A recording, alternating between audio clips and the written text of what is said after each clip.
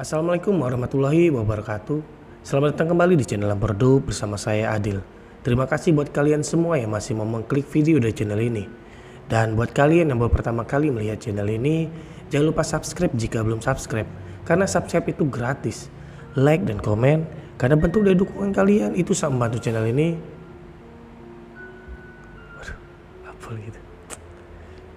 Like dan komen karena bentuk dari dukungan kalian itu sangat membantu channel ini untuk bisa lebih berkembang lagi. Pada kesempatan kali ini saya akan berikan segmen baru, yaitu horor pendek, di mana durasinya itu di bawah 10 menit.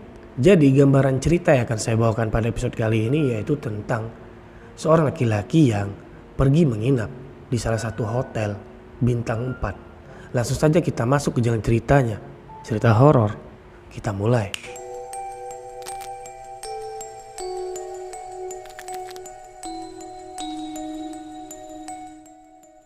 Zul adalah laki-laki yang bekerja di salah satu perusahaan besar di kotanya.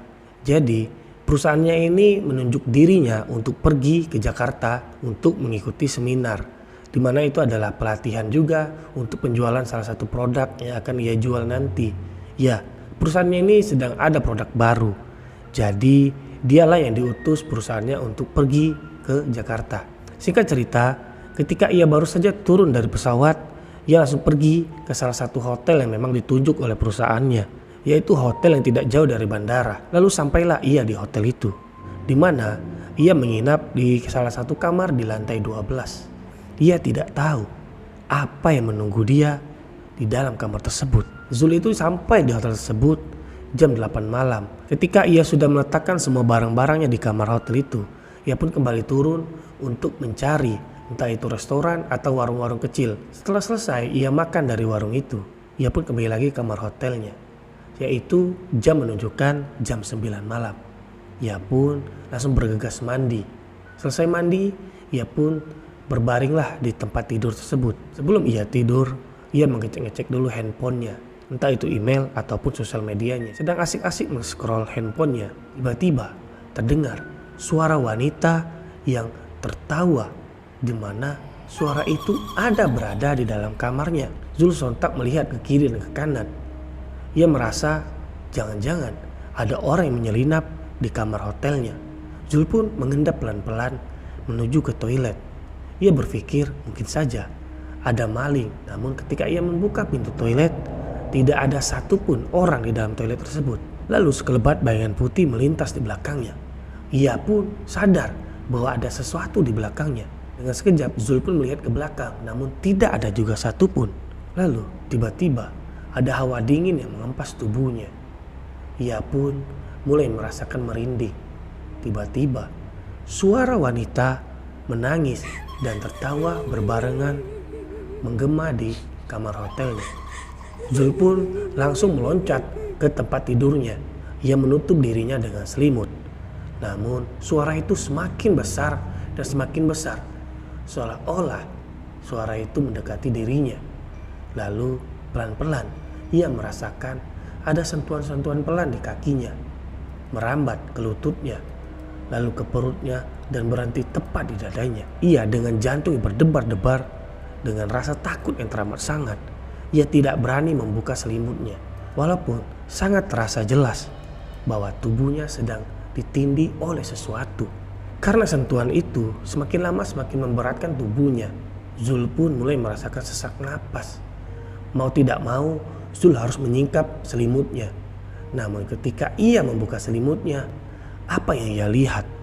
Ya, ada sesosok makhluk wanita berpakaian putih lusuh, berwajahkan penuh borok di wajahnya, tersenyum lebar tepat di hadapan Zul. Zul pun berteriak sangat kencang.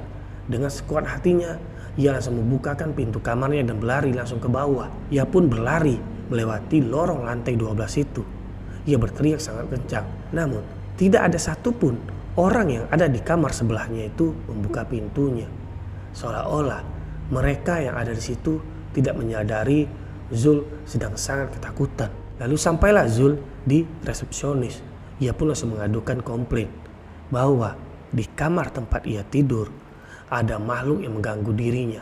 Namun dengan datarnya resepsionis itu pun bilang, ya sudah Pak, Nanti Bapak akan saya pindahkan ke kamar yang lain kalau Bapak mau. Karena jam sudah terlalu larut malam, ia pun memilih untuk pindah saja kamar.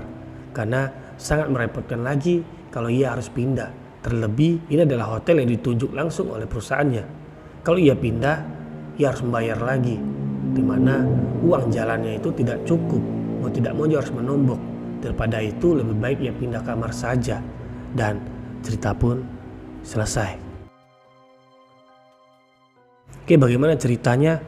Cukup buat kita merinding bahwa ternyata di hotel tersebut ada menyimpan sesuatu, yaitu ada makhluk di lantai tersebut yang mengganggu orang yang menginap di kamar itu.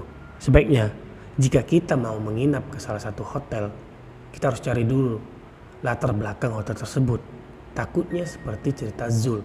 Oke, sampai jumpa lagi di cerita-cerita horor pendek lainnya, dan ada lagi cerita panjang seperti biasanya. Namun ini adalah segmen baru, di mana cerita ini akan lebih singkat, padat, dan berisi.